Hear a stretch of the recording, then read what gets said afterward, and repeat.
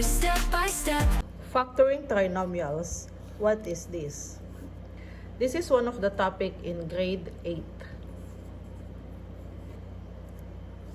Factoring trinomials is breaking down three terms into two simpler term, or we call it binomial. So, this is three term. 1, 2, 3. Ganito lang gagawin. X squared, ibig sabihin dalawang x. Kaya paghihiwalayin natin si x. And then, si 6, alamin natin yung factor niya. 3 times 2 ang kanyang factor. Paghiwalayin natin sila. Dito yung isang factor, si 3, at yung isa dito. Negative yung isa dahil negative yun. So, ayan na. Yan na yung sagot. Ganyan lang siya kasimple. I-check natin kung tama. Paano ang pag-check? X times x, x squared.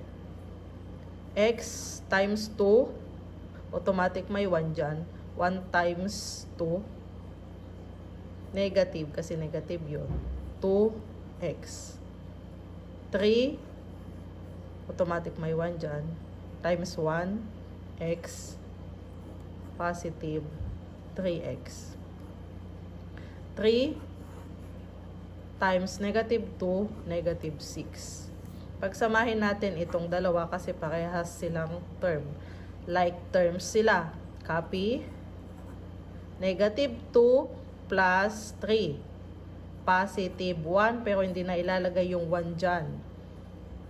Bakit positive? Kasi mas malaki yung 3 kaysa kay 2. Kaya yung katabi niyang sign ang kukopyahin. Then copy 6. Ayan, nakuha natin yung given. Check. Follow for more learning videos.